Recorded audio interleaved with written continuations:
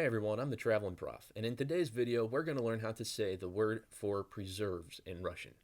And this word for preserves is actually very important to Eastern Europe because back during the Soviet times it was common for people who lived in their own houses in communes to have their own gardens.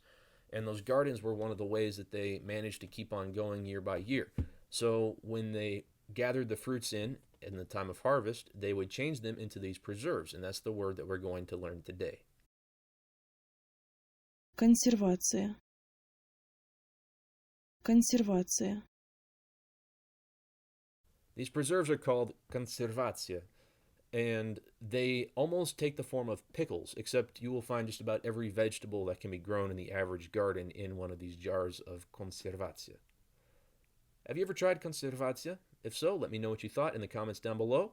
We'll see you again tomorrow with a new word of the day. Пока for now. Консервация. Консервация.